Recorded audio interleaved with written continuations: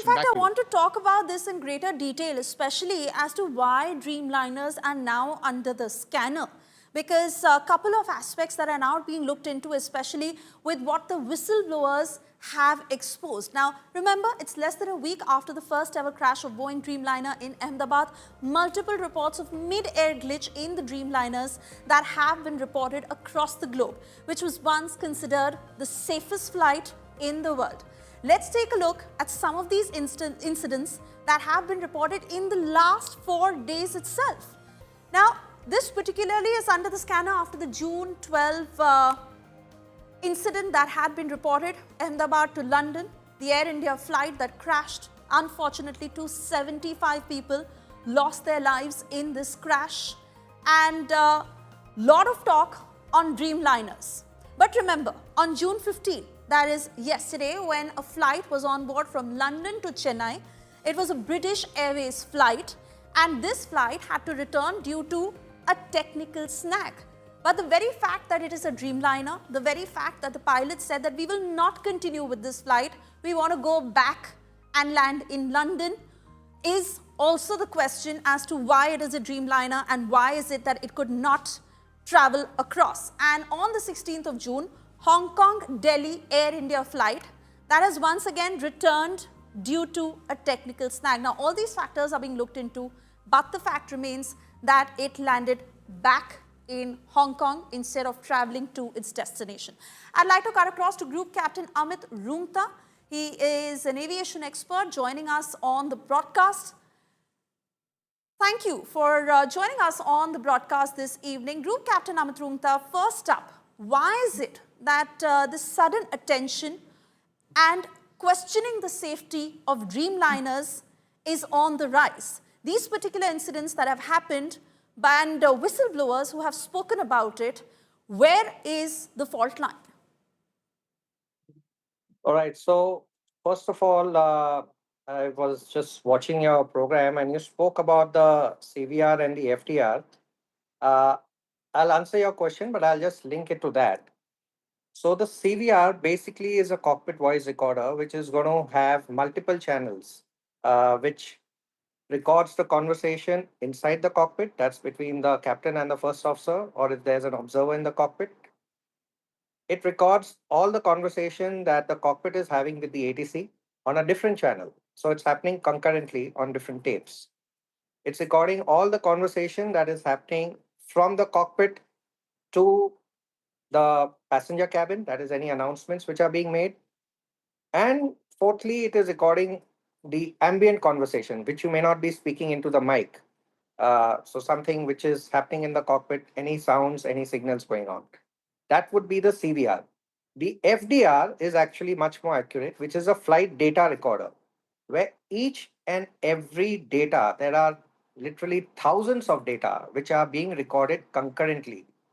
The major data would, of course, be the height, the speed, the direction, any special initiators which are going on, or any warning which has come on. You can actually recreate the entire cockpit in a visual form by Right. decoding the FDR.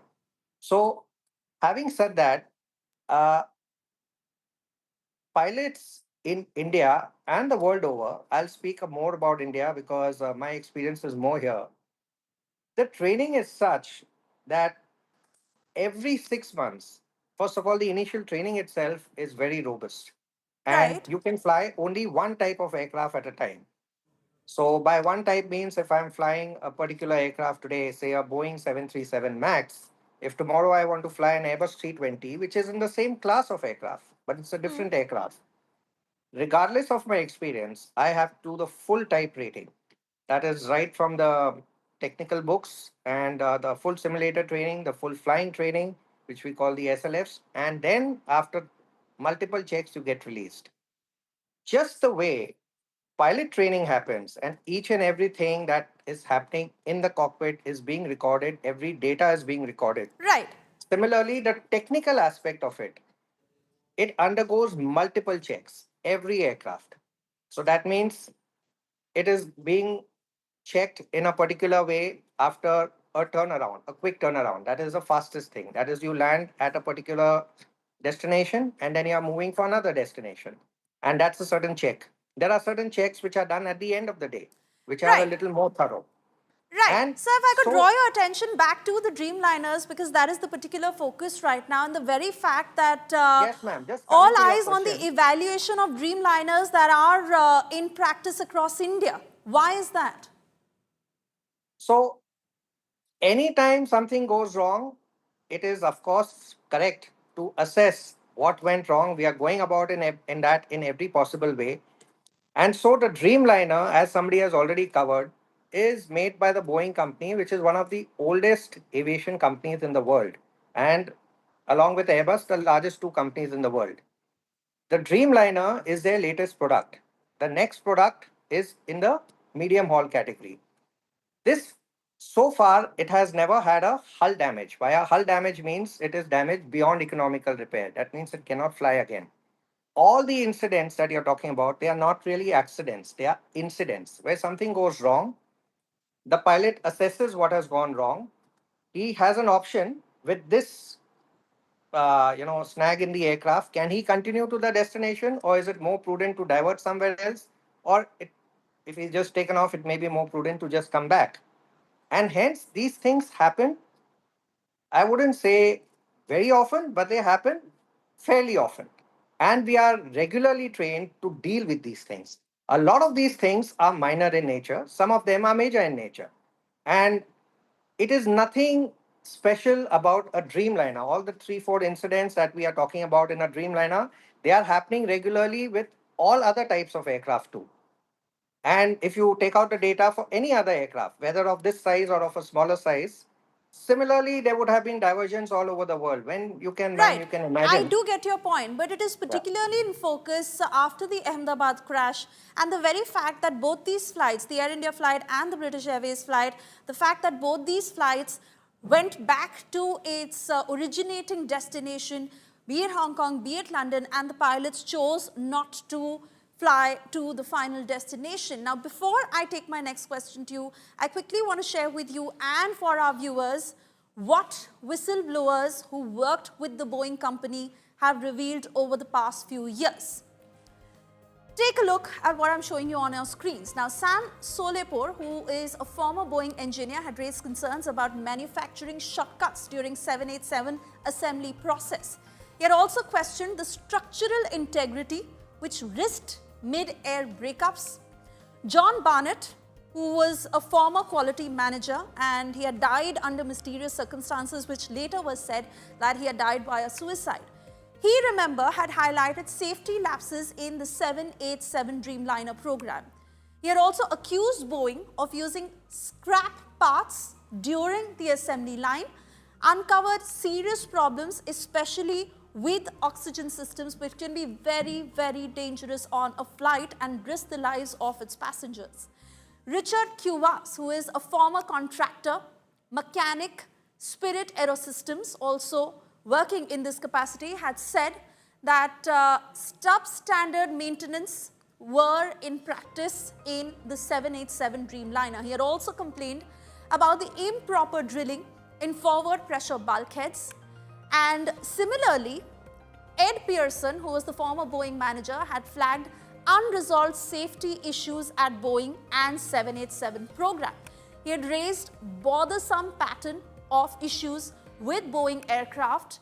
Remember, all of this that is now making its way back to news reports. And if I could go back to Group Captain Amit Rumta on the very same, because fact remains that one of the whistleblowers had also quoted of a conversation she had had with her senior while she was on duty. And she had said that, these are the mistakes that are happening and it is being ignored. And she was told that anyway, all these aircrafts are being manufactured for overseas. They are not in America. Is there a laxity in that sense, knowing that these aircrafts will not fly in America alone? Why such carelessness? And these accounts of whistleblowers cannot go unignored. All right, ma'am. So again, once again, I would just like to say over here, all the data that you've got about all these whistleblowers and whatever concerns they have raised, Boeing as a company in the last 5 years, this is not to defend a company, I'm just speaking in general, as a company has been under a lot of scrutiny, primarily not due to the Dreamliner, but because of the two crashes involving their Boeing 737 MAX aircraft. After which they have made a lot of changes. Their CEO has been changed, and there have been many other changes. I do not know the full details of it. But all the things which are raised in aviation, whether by whistleblowers who are working in the company or any other concern raised by anyone, is always taken seriously and it is looked into. Now, to make a sweeping statement that people have been saying this for so long, such major things have been happening, and Boeing as a company and the regulators in America have not been taking any action, is I would take that with a little pinch of salt. Also, it is incorrect to say that these aircrafts do not fly in America. The 787s definitely fly in America. And definitely, a lot of Americans fly in these aircrafts. I would not like to speculate that just because a particular country manufactures something for exporting, they would let their guard down. Aviation, although being But the fact most. still remains, sir, that all these concerns have been flagged time and again. Boeing has issued a statement, but really about the larger safety of people across the globe. That needs to have all its focus. I want to thank you this evening for joining us on the broadcast and certainly understand where you're coming from and what you share. But we all wait as far as what the probe report will reveal on the Ahmedabad crash.